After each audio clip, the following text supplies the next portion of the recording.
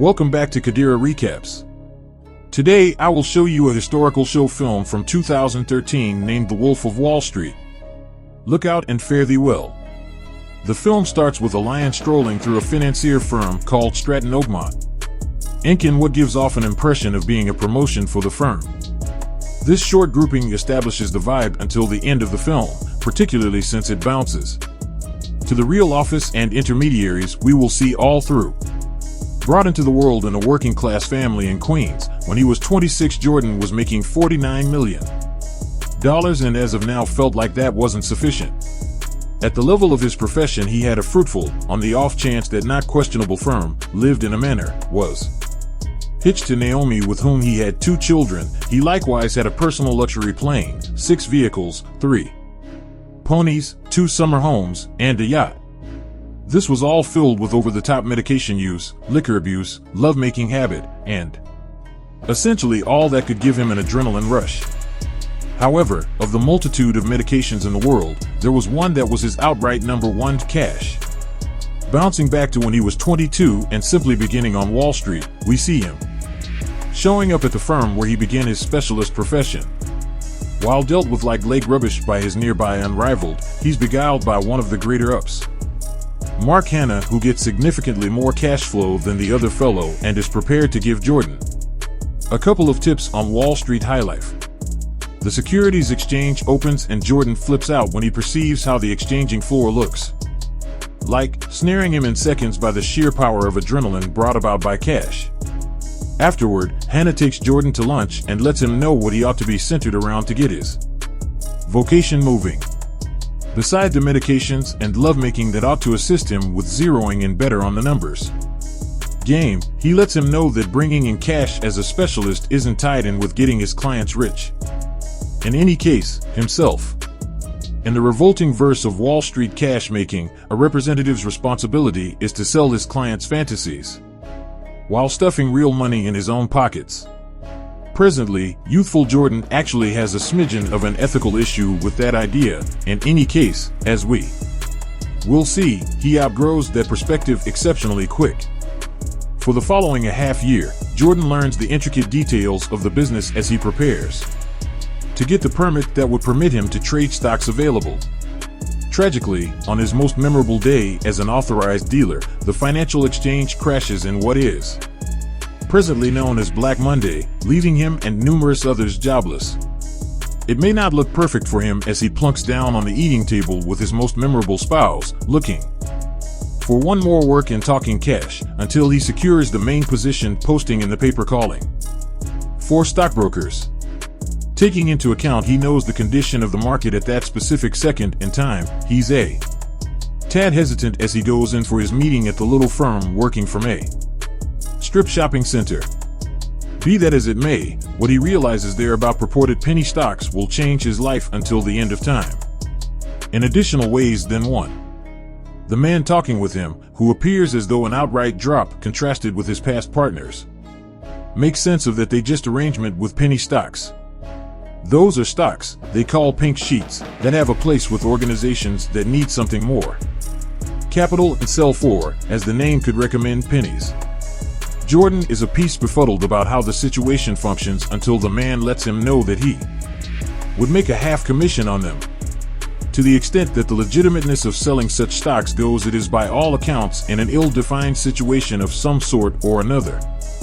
That would work for Jordan's advantage. Until it doesn't.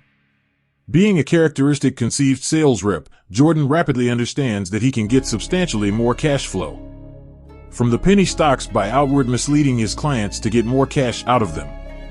Furthermore, dazzling his colleagues simultaneously, Jordan begins getting more cash in a matter of seconds, which grabs the attention of one of his neighbors, Donnie Azoff. At the point when Donnie finds out about the sum that Jordan makes, he's ready to leave his place of employment on the spot in the event that Jordan enlists him. Jordan takes up on his proposition and their long expert relationship starts in the coffee shop where they initially meet. Donnie is additionally the principal individual to acquaint Jordan with drugs, as a matter of fact.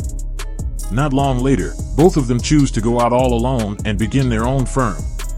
So Jordan enrolls a portion of individuals he realizes that can sell Truly, these men were for the most part low-level street pharmacists, yet Jordan was persuaded he can make dealers out of them yet. From the 4 men that should be visible sitting on his table, the only one with genuine sales rep slashes is Brad, yet he isn't excessively keen on filling in as a specialist, since he as of now has a semi-worthwhile business selling Quaaludes. As he's attempting to persuade these fellows to work for him, he makes them take a definitive sales rep test by giving them a pen and requesting that they offer it to him. Brad takes the pen and quickly comprehends that what should be done is to make supply. What's more, request, opening the floor for Jordan to show the others something new they will require a piece of time to learn, yet in the long run will. Aside from Donnie, the men he at first recruits in his firm are Robbie, Alden, Chester, and Rugrat, who really went to graduate school. They start to bring in cash, yet Jordan before long understands that they can make considerably more if he mentors his merchants into sounding brilliant enough to have the option to offer stocks to individuals with genuine capital. He rethinks the organization into Stratton Oakmont, and their excursion to wealth starts. The training system takes his men from being schmucks to legitimate sales reps, and right away, he's ready to take the organization to a higher level. Moreover, they fill in size extremely quick, getting them on the radar of Forbes magazine. Yet additionally, the FBI. Forbes refers to him the Wolf of Wall Street, seeing directly through his phony as Robin Hood game, where he takes low-pay individuals and transforms them into vicious specialists, just coating their own pockets and, in particular, his own. What the magazine couldn't foresee is that they would make him a hotshot and help his organization twofold in size, with up-and-coming stockbrokers battling to get in on his game. His firm becomes, as he calls it, a crazy house, loaded up with a balance of medications, testosterone. What's more, body liquids. Jordan even gets his dad to work for him as a sort of implementer who'll keep them from losing their heads totally in revelry and costs. The film leaps to one of the Stratton Oakmont parties, where everything in Jordan's life shifts once again. This party is introduced as the across-the-board major advantage for the two: his expert and confidential life. Above all else, we see him totally suffocating in his favorite medication, Quaaludes, or Ludes for short. He and his amigos have sorted out a whole framework to utilize it, where they can procure all of its advantages while conceptualizing lucrative thoughts. As a matter of fact, the second significant thing to occur at the party is when Donnie has one of those thoughts during a medication-prompted imaginative stream they have going on. He thinks of the name Steve Madden, an old secondary school mate of his, that has become a significant shoe architect and who'll come up in the film again soon. The third significant thing to occur during the party is the second Jordan meets his second spouse, Naomi, and succumbs to her quickly. They become sweethearts even before he separates from his most memorable spouse and continues with their issue until she finds out. When he surrenders the papers for his separation, however, he in a split second moves in with Naomi into a colossal loft. Right now in his life, he as of now begins making a few obscure things, such as having individuals like Brad hold stock in his name. He called those individuals rat holes. Jordan would drive the cost for the stock up, Brad would sell it and kick the vast majority of the benefits back to Jordan, every last bit of it in real money. To hold unnoticed of the SEC or the Securities and Exchange Commission, he enlists a lawyer, Manny Riskin, calling him the voice of destruction. In the interim, he treats the SEC legal advisors appallingly and bugs the workplace where he puts them to work to be aware of whatever they could see as dubious.